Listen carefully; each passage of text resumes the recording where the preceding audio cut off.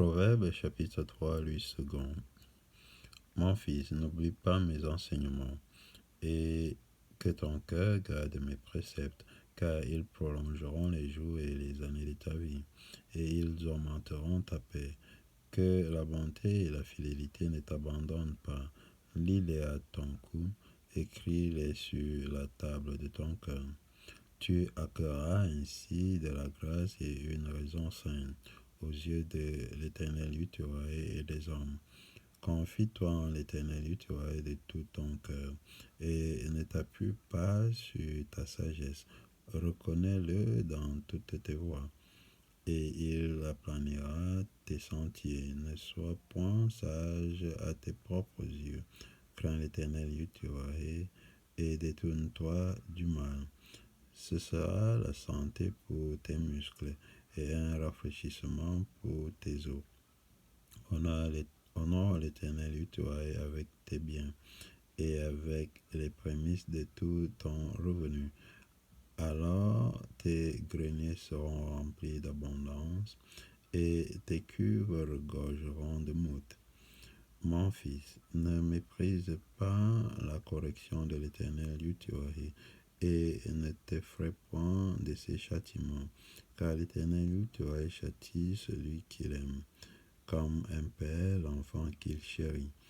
Heureux l'homme qui a trouvé la sagesse et l'homme qui possède l'intelligence, car le gain qu'elle procure est préférable à celui de l'argent, et le profit qu'on en tire vaut mieux que l'or. Elle est plus précieuse que les peines, elle a plus de valeur que tous les objets de prix. Dans sa droite est une longue vie, dans sa gauche la richesse et la gloire. Ses voies sont des voies agréables et tous ses sentiers sont paisibles. Elle est un arbre de vie pour ceux qui la saisissent et ceux qui la possèdent sont heureux. C'est par la sagesse que l'Éternel a fondé la terre. C'est par l'intelligence qu'il a affermi les cieux. C'est par sa science que les abîmes se sont ouverts et que les nuages distillent la rosée.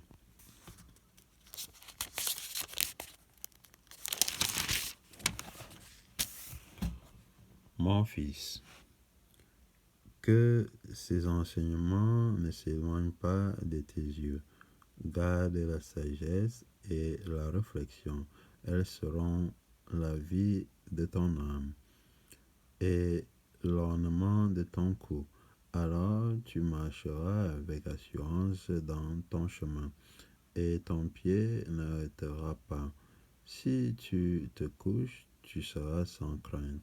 Et quand tu seras couché, ton sommeil sera doux. Ne redoute ni une terreur soudaine, ni une attaque de la part des méchants, car l'Éternel sera ton assurance, et il préservera ton pied de toute embûche. Ne refuse pas un bienfait à celui qui y a droit. Quand tu as le pouvoir de l'accorder, ne dis pas à ton prochain, va et reviens demain, je donnerai.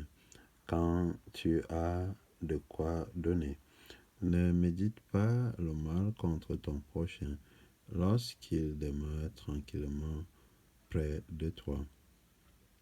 Ne conteste pas sans motif avec quelqu'un lorsqu'il ne t'a point fait de mal.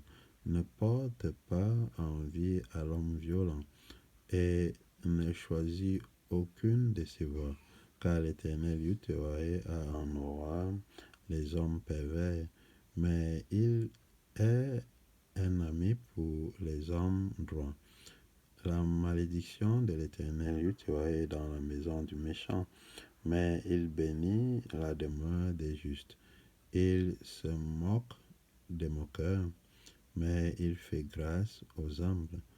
Les sages hériteront la gloire, mais les insensés ont la honte en partage.